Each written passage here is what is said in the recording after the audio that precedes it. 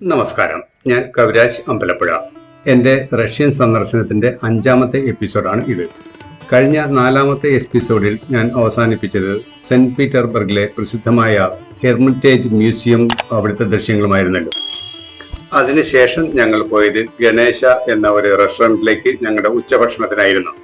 കർണാടകയിൽ നിന്നും ഇവിടെ കുടിയേറി പാർത്ത് ഇവിടുത്തെ സിറ്റിസനോട് കൂടി നിൽക്കുന്ന ഒരാളാണ് ഈ ഹോട്ടൽ നടത്തുന്നത്. ഭക്ഷണം കഴിഞ്ഞ് വെളിയിൽ ഇറങ്ങിയപ്പോൾ എൻ്റെ ശ്രദ്ധ പോയത് ഒരു നിശ്ചല ദൃശ്യത്തിലേക്കായിരുന്നു. മുൻപ് ഞാൻ യൂറോപ്പ് സന്ദർശിച്ചപ്പോഴും പല രാജ്യങ്ങളിലും ഇതുപോലുള്ള ദൃശ്യങ്ങൾ ഞാൻ കാണുകയുണ്ടായിട്ടുണ്ട്.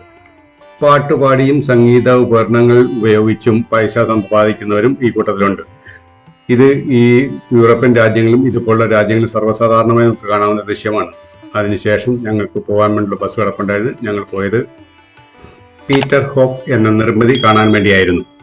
ഫ്രാൻസിലെ ലൂയിസ് 14 വെർസൈൽസ് കൊട്ടാരത്തിനോട് നേരിട്ടുള്ള പ്രതികരണമായി പീറ്റർ ദി ഗ്രേറ്റ് നിയോഗിച്ച റഷ്യയിലെ സെന്റ് പീറ്റേഴ്സ്ബർഗിലെ പീറ്റർ ഗോൾഫിൽ സ്ഥിതി ചെയ്യുന്ന കൊട്ടാരങ്ങളുടെയും പൂന്തോട്ടങ്ങളുടെയും ഒരു പരമ്പരയാണ് നമ്മളിപ്പോൾ കണ്ടുകൊണ്ടിരിക്കുന്നത്. യഥാർത്ഥത്തിൽ 1709 ഇത് രാജ്യം ഭരിക്കുന്ന ചക്രവർത്തിമാരുടെ വാസസ്ഥലത്തിനായിട്ടാണ് ഉദ്ദേശിച്ചായിരുന്നു ഇത് നിർമ്മിച്ചത്. എന്നാൽ 1717 പീറ്റർ ദി ഗ്രേറ്റ് ഇത് മോഡിഫൈ ചെയ്തു. അദ്ദേഹത്തിന്റെ ഭരണകാലത്ത് ഇത് വളരെയധികം മോഡിഫൈ ചെയ്തിട്ടുണ്ട്. എന്നാൽ 1714 1728 ഇടയിലുള്ള വാസ്തുശില്പി ഡൊമിനിക് സ്റ്റൻസി സെന്റ് പീറ്റേഴ്സ്ബർഗിൽ ഉടനീളം അദ്ദേഹത്തിന് ഇഷ്ടപ്പെട്ട രീതിയിൽ ഒരുപാട് മോഡിഫിക്കേഷൻ ചെയ്തിട്ടുണ്ട്. നമ്മൾ ഇപ്പോൾ കണ്ടുകൊണ്ടിരിക്കുന്ന ഈ പൂന്തോട്ടം അദ്ദേഹത്തിന്റെ ആഗ്രഹപ്രകാരവും അദ്ദേഹത്തിന്റെ നിർദ്ദേശപ്രകാരവും രൂപകൽപ്പന ചെയ്തതാണ്. സെന്റ് പീറ്റേഴ്സ്ബർഗിൽ ഇന്ന് നമ്മൾ കാണുന്ന പല പുരോഗമനങ്ങൾ കൊട്ടാരങ്ങൾക്കും ഒപ്പം തന്നെ ഈ കൊട്ടാരവും യുനെസ്കോയുടെ ലോക പൈതൃക സെറ്റായി അംഗീകരിക്കപ്പെട്ടിട്ടുണ്ട്. ഈ കൊട്ടാരം ബാൾട്ടിക് കടൽ തീരത്തായതിനാൽ യൂറോപ്പിലെ പല രാജ്യങ്ങളും ഇതിന്റെ അയൽ രാജ്യങ്ങളാണ്. ഇതോടുകൂടി സെന്റ് പീറ്റേഴ്സ്ബർഗിലെ പ്രധാന കാഴ്ചകളെല്ലാം അവസാനിപ്പിച്ചതിന് ശേഷം റഷ്യയുടെ നോർത്ത് എൻഡിലുള്ള, അതായത് ആർട്ടിക് സർക്കിളിലുള്ള മുർമാൻസ്ക് എന്ന സ്ഥലത്തേക്ക് ഞങ്ങൾ യാത്ര തിരിച്ചു.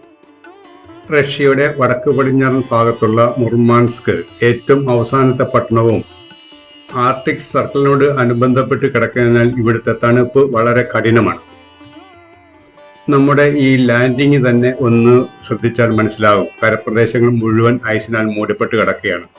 ആകെപ്പാടെ വൃത്തിയായി കിടക്കുന്നത് ആ റൺവേ മാത്രമാണ്. ഞങ്ങൾ മുർമാൻസ്കിൽ ഇറങ്ങി എല്ലാവരും ടെർമിനലിലേക്ക് വരികയാണ്. ഞാൻ എൻ്റെ ജീവിതത്തിൽ അനുഭവിച്ചിട്ടുള്ള തണുപ്പുകൾ വെച്ച് ഏറ്റവും കഠിനമായ തണുപ്പാണ് ഞങ്ങളിപ്പോൾ അനുഭവിച്ചുകൊണ്ടിരിക്കുന്നത്. മുർമാൻസ്കിൽ ഞങ്ങൾക്ക് താമസിക്കാൻ വേണ്ടി അറേഞ്ച് ചെയ്തിരിക്കുന്ന ഹോട്ടലിനെ ലക്ഷ്യമാക്കി ഞങ്ങളുടെ വാഹനം പുറപ്പെട്ടു. വൃത്താകൃതിയിലുള്ള കൊലാ പെൻസുലയുടെ വടക്ക് ഭാഗത്താണ് ഈ മുർമാൻസ്ക എന്ന പട്ടണം സ്ഥിതി ചെയ്യുന്നത്. ആർട്ടിക്കിലെ ഒബ്ലാസ്റ്റിന്റെ ഭൂരിഭാഗവും ഉൾക്കൊള്ളുന്ന സ്ഥലമാണ് ഇത്. നോർവേയുടെ അതിർത്തിയിൽ നിന്നും 108 കിലോമീറ്ററും ഫിൻലാൻഡിന്റെ അതിർത്തിയിൽ നിന്നും 182 കിലോമീറ്ററും മാത്രമേ അകലമുള്ളൂ ഈ നഗരത്തിന്. ഞങ്ങൾ 2021 ഒക്ടോബർ മാസത്തിലാണ് ഈ യാത്ര നടത്തിയത്. ശൈത്യകാലത്തിന്റെ ആരംഭമായിട്ടേ ഉള്ളൂ. എങ്കിൽ കൂടിയും പ്രദേശങ്ങളെല്ലാം മഞ്ഞാൽ മൂടപ്പെട്ട് കഴിഞ്ഞിരിക്കുന്നു. എന്നാൽ കഠിനമായ തണുപ്പുമാണ് ഇവിടെ അനുഭവപ്പെട്ടുകൊണ്ടിരിക്കുന്നത്. ഹോട്ടലിലെത്തി ഞങ്ങൾ ഹോട്ടലിൽ നിന്ന് വെളിയിലേക്കുള്ള കാഴ്ചകളാണ് ഇപ്പോൾ നമ്മൾ കണ്ടുകൊണ്ടിരിക്കുന്നത്. ഇന്ന് രാത്രി ഞങ്ങൾ ഇവിടെ തങ്ങുകയും നാളെ രാവിലെ മുതലാണ് ഇവിടുത്തെ പരിപാടികൾ ആസൂത്രണം ചെയ്തിരിക്കുന്നത് തുടങ്ങുന്നത്. ഞങ്ങൾക്ക് താമസ സൗകര്യം ഒരുക്കിയിരുന്ന ഹോട്ടലിന്റെ മുൻവശത്തുള്ള ഒരു പ്രദേശത്ത് നിന്നുള്ള ദൃശ്യങ്ങളാണ് ഇപ്പോൾ നമ്മൾ കണ്ടുകൊണ്ടിരിക്കുന്നത്. സാമാന്യം ഭേദപ്പെട്ട രീതിയിൽ തന്നെ സ്നോഫാൾ ഉണ്ട്. പക്ഷേ ഞാനത് ശരിക്കും ആഘോഷിച്ചു. സ്നോഫാളിൽ നിന്നും ഉയർത്തെഴുന്നേറ്റ ഐസ് പാളികളിലൂടെ നടക്കുമ്പോൾ വളരെയേറെ ശ്രദ്ധയോടുകൂടി വേണമെന്ന് ഞാൻ ഇങ്ങോട്ട് ഇറങ്ങിയപ്പോൾ റിസപ്ഷനിൽ നിന്നും എനിക്ക് മുന്നറിയിപ്പ് തന്നിട്ടുണ്ടായിരുന്നു. ഈ ദൃശ്യങ്ങൾ വീക്ഷിക്കുമ്പോൾ തന്നെ നമുക്ക് മനസ്സിലാവുമല്ലോ ഇവിടുത്തെ കാലാവസ്ഥയും ഇവിടുത്തെ തണുപ്പും മറ്റു കാര്യങ്ങളും. രാത്രിയിലെ ഞങ്ങളുടെ ഡിന്നർ ഈ ഹോട്ടലിൽ തന്നെ ആയിരുന്നു. വടക്കൻ ആർട്ടിക് പ്രവാഹത്തിൽ നിന്നുള്ള പ്രയോജനം ലഭിക്കുന്ന ഈ മുർമാൻസ്ക് പടിഞ്ഞാറൻ റഷ്യയിലുള്ള അതിൻ്റെ വലിപ്പം കൊണ്ട്, അതായത് ഈ ടൗണിൻ്റെ വലിപ്പം കൊണ്ട് വളരെ പ്രസിദ്ധമാണ്. യൂറോപ്പിൻ്റെ മറ്റു ഭാഗങ്ങളിലേക്ക് ഹൈവേ വഴിയും റെയിൽവേ വഴിയും പ്രവേശനവും ഉണ്ട്. അതുപോലെ തന്നെ ഭൂമിയിലെ ഏറ്റവും വടക്കേ അറ്റത്തെ ട്രോളി ബസ് സംവിധാനവും ഇവിടെ നടക്കുന്നുണ്ട്. ആർട്ടിക് സർക്കിളിന് 2 ഡിഗ്രി വടക്ക് ഭാഗത്തായി ഇത് സ്ഥിതി ചെയ്യുന്നു. കാരാക്കടലിന്റെ തീരത്തുള്ള സൈബീരിയൻ ഡിക്സൺ, കാനഡിയൻ ആർട്ടിക് പ്രദേശത്തെ ഇക്കാലൂറ്റ് തുടങ്ങിയ ആർട്ടിക് തുറമുഖങ്ങളുമായിട്ട് ഇത് ബന്ധപ്പെട്ട്, കാരണം ഇതിന് കണക്ടിവിറ്റി ഉണ്ട്. അടുത്ത ദിവസം രാവിലെ തന്നെ ഞങ്ങൾ ഹോട്ടലിൽ നിന്നും പുറപ്പെട്ട് ആദ്യം എത്തിച്ചേർന്നത് സൈബീരിയൻ ഹസ്ക് ഡോഗുകളുടെ ഒരു പാർക്കിലേക്കായിരുന്നു. ഈ പാർക്കിൽ എത്തിപ്പെട്ടാൽ ഹസ്കികൾക്കൊപ്പം സ്നോ മൊബൈലിൽ സഞ്ചരിക്കാനുള്ള ഒരു അവസരം നമുക്ക് വേണമെങ്കിൽ തയ്യാറാക്കാവുന്നതേ ഉള്ളൂ. അത് മാത്രമല്ല, ഇവിടെ സന്ദർശിക്കുന്ന വിനോദസഞ്ചാരികൾക്ക് കാര്യങ്ങൾ പറഞ്ഞ് മനസ്സിലാക്കി കൊടുക്കാനുള്ള സ്റ്റാഫുകൾ നല്ല രീതിയിൽ തന്നെ ഇംഗ്ലീഷും സംസാരിക്കുമായിരുന്നു. ഈ പ്രദേശം ആകെ സാമി എന്ന വിഭാഗത്തിൽപ്പെട്ട ആളുകൾ താമസിക്കുന്ന സ്ഥലമാണ്. 2014 കണക്കനുസരിച്ച് 1000-ൽ താഴെ ആൾക്കാർ മാത്രമാണ് ഇവിടുത്തെ ജനസംഖ്യ. ഈ കാണുന്നതാണ് ഞങ്ങൾക്ക് ഉച്ചഭക്ഷണത്തിനും മറ്റും തയ്യാറാക്കി വെച്ചിരിക്കുന്ന റെസ്റ്റോറൻറ്റ്. ഈ സാമി വിഭാഗത്തിൽപ്പെട്ട ആളുകൾ പരമ്പരാഗതമായി തീരദേശ മത്സരം, രോമങ്ങൾ വെച്ചുപിടിപ്പിക്കൽ, രോമങ്ങൾ കൊണ്ടുള്ള ഉൽപ്പന്നങ്ങൾ നിർമ്മിക്കൽ, ആടുകളെ വളർത്തൽ എന്നിവ ഉൾപ്പെടെ വിവിധ ഉപജീവന മാർഗങ്ങൾ പിന്തുടരുന്നുണ്ട്. നമ്മൾ ഇപ്പോൾ കാണുന്ന ഈ സൈബീരിയൻ ഹസ്കി വിഭാഗത്തിൽപ്പെട്ട ഡോഗുകൾ മനുഷ്യരുമായിട്ട് വളരെ ഇടപഴകി ജീവിക്കുന്നവയാണ്. ഇവരുടെ വാഹനങ്ങൾ ഓടിക്കുന്നതും മറ്റും ഇവരാണെന്ന് തന്നെ പറയാം. ഞാൻ നേരത്തെ സൂചിപ്പിച്ചിരുന്നല്ലോ, സ്നോ മൊബൈൽ ഓടിക്കുന്നത് ഈ ഹസ്കികളെ കൊണ്ടാണ്.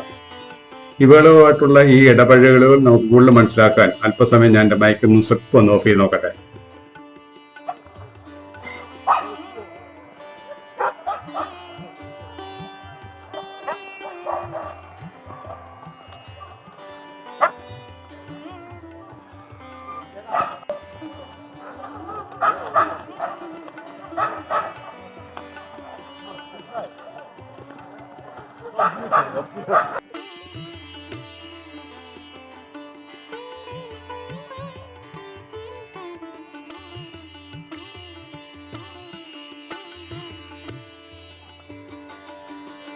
സാമി വിഭാഗത്തിൽപ്പെട്ടവരുടെ ഉപജീവന മാർഗം അർദ്ധനാടോടികളായ റെയിൽ ഡിയർ കന്നുകാലി വളർത്തലാണ് പ്രധാനമായും. 2007 കണക്കനുസരിച്ച് സാമിയുടെ 10% റെയിൽ ഡീയർ കൂട്ടവുമായി ബന്ധപ്പെട്ടിരിക്കുന്നു.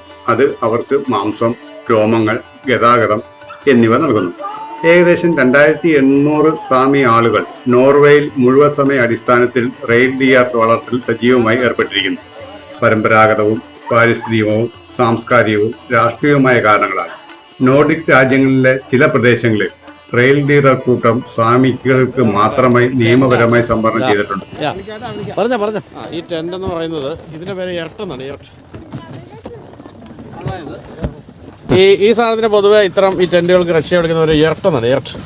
അതായത് ഇത് കസാഖിസ്ഥാനിലും ഉസ്ബെക്കിസ്ഥാനിലും ഒക്കെയുള്ള നാടോടികൾ അവർ ഓരോ സ്ഥലത്തു നിന്ന് ആടിനെ മേയിച്ചിട്ട് പോയിട്ട് അടുത്ത സ്ഥലത്തേക്ക് പോകുമ്പോൾ ഈ ജിപ്സീസ് ഇത്തരത്തിലുള്ള ടെന്റുകൾ നിർമ്മിച്ച് അവിടെയാണ് താമസിക്കുന്നത്.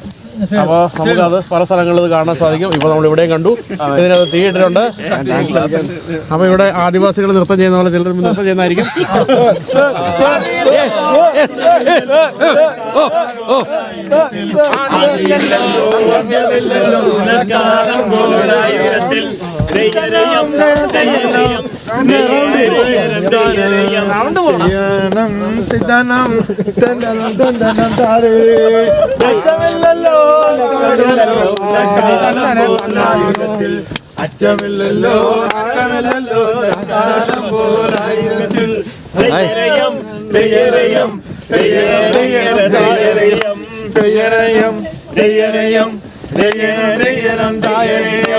അച്ചമില്ലല്ലോ കാലം പോലായിരത്തിൽ